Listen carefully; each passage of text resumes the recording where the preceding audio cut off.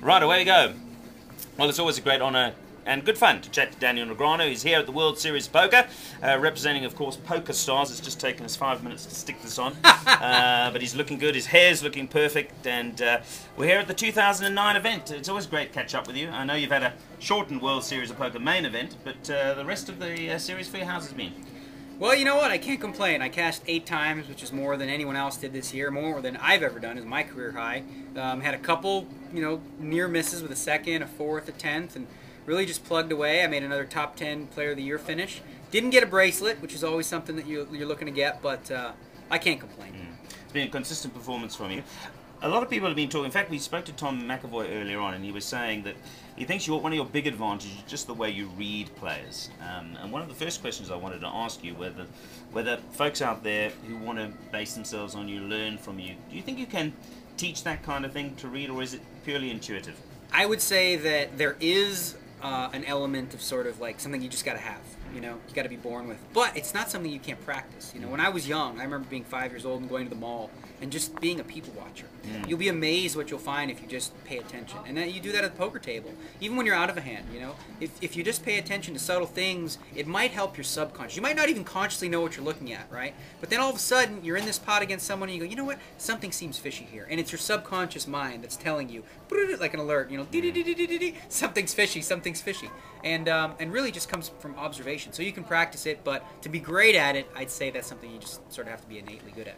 And I suppose that's one of the reasons why you don't wear headphones, you don't wear dark glasses, you don't wear hoodies, and you don't do the iPod thing, because you're trying to pick up everything? Well, sometimes I will wear the headphones, in the early stages, but sunglasses are for wimps, flat out. If you want to be a real man or a girly man, if you want to be a girly man, wear sunglasses and go hide behind a wall and wear a spacesuit. If you want to be a poker player and you want to be a top pro, notice that none of the top pros in the world wear sunglasses. Not one. They all, mano a mano, look me in the eye, let's play some poker. If you want to play on the internet, that's fine. You wear your sunglasses and your hat and all that stuff, but when you really want to be like a top player, you got to be able to look people in the eyes and manipulate their thoughts based on the way your eyes look. You can do that, it's possible. That's proper poker. Proper poker, yeah. Who were your role models growing up when you started getting interested in poker? Who did you really admire? Did you base yourself on anybody? Well, when I was young, 16, 17 years old, it was mostly guys in my neighborhood. There were just guys that I knew were professional players that I would sort of emulate. And once I sort of felt like almost like X-Men or something when they steal powers from you, I would sort of mimic this one player as much as possible for a week. And once I feel like I've sucked their powers dry, I'd move on to the next professional and try to create this like complete poker player. Like for example, there was one guy, he was really tight and only played the nuts, so I sucked that out of him. Another guy was a big, crazy bluffer, so I sucked that power and tried to keep the weaknesses aside. So that's probably a part of your strength of poker, is that you are not one-dimensional. You can move around and so forth. And just on that subject, you look like, it's a couple of times we've got a chance to speak to you, and I've seen other interviews with you. You're one of those guys that is not one-dimensional. So my question is, what do you do in downtime when you're away from poker? Because you don't live, eat, and breathe poker. What do you like to do? You know what? The only time I really work really hard at poker is during the World Series. Outside of that, I spend a lot of time golfing. I love golfing. I know, if I can interrupt there, you're off to Lake Tahoe, I heard you say, to play in a celebrity golf tournament with some big names there. So, what's your handicap? My handicap is mostly my swing.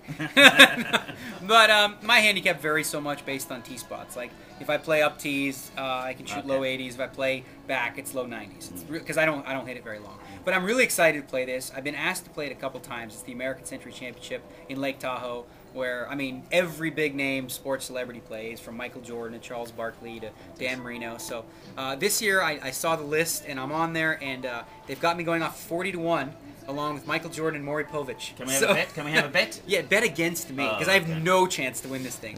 My goal is to not finish last. Listen, I feel your pain, because we came here to the World Series of Poker, and we have a betting world where they're priced up on the top South African. I was bottom of the boards, 50-1, so I feel your pain. 50-1? If I was playing golf, I'd be 66-1. I would have bet against you at 50-1 also. You're right. Not a bad idea. Now let's talk a little bit about the book, the Power Hold'em Strategy. How's that been going? Have you had a lot of feedback from it?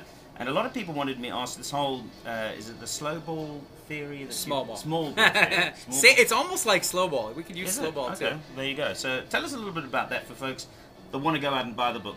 Why should they buy the book? Well, first and foremost, the response I've gotten from the book has been overwhelmingly positive.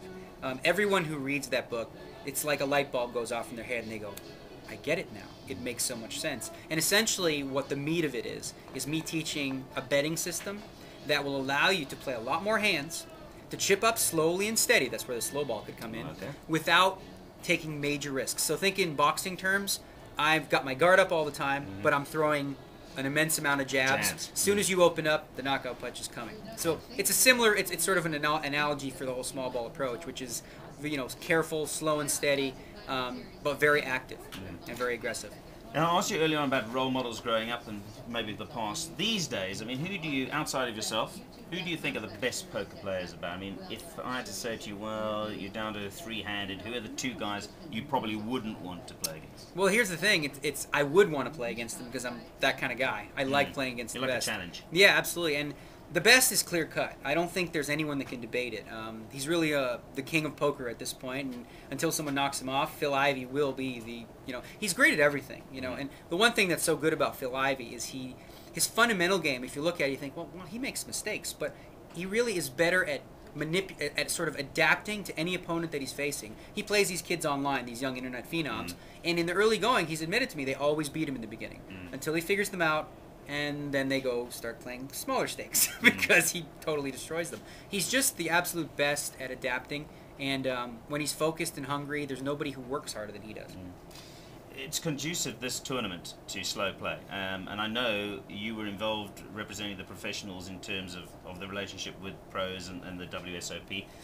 Were you instrumental in getting 30,000 chips out on the table this time round, or is that something they come up with? No, I mean, that's it, frankly, if you ask me, the amount of chips you start with is completely irrelevant. Okay. It's only like sort of a way to fool people.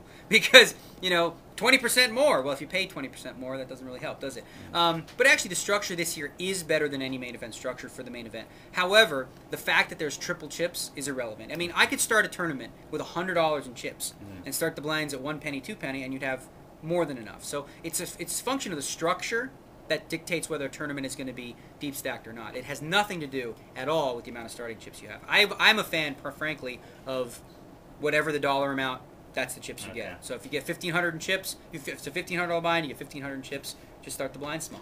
It's slightly off the point, and I wasn't going to ask you, but now that we're talking about that, the World Series of Poker, Day 2 was on July 4th. Did that work? Because we came to the end of the registration period, and you had such a quiet day on the Saturday, and then everybody went mad on the final day. I know some big names didn't get in. I mean, that, just from an outside perspective, perhaps doesn't seem the cleverest way to go, that you're playing on July 4th, because it doesn't seem that too many people want to play. Well, you know, personally, I think it was a big mistake to shut it out anyway. I don't think a World Series main event should have been, and I don't think they had to, frankly.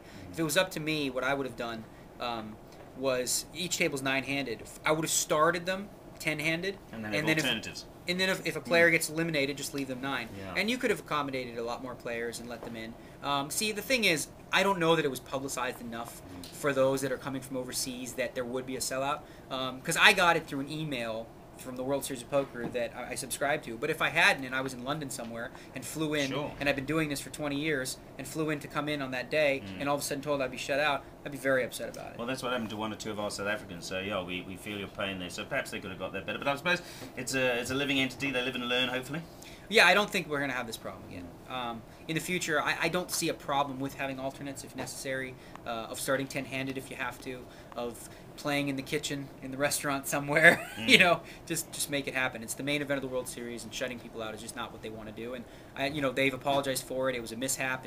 It was hard to know that this was going to happen, frankly, because the numbers were slightly down on each of the first 3 days. So you figured, okay, well, you know, they won't sell out, but man, did they ever. Yeah, which is incredible. I mean, it swung against the recession, really. I think everybody expected us to be 11-15% down, and they ended up getting almost as many numbers, and perhaps if they kept it open, they would have. Well, there's no question. There's no question that numbers would have been up, and like you said, with the economy the way it is, for poker to sort of continue to thrive, and not just the main event, but throughout all the events that we had throughout, we broke records in a lot of tournaments. The biggest ever Omaha high-low event was here at the World Series this year, and so it was positive on all fronts from that perspective.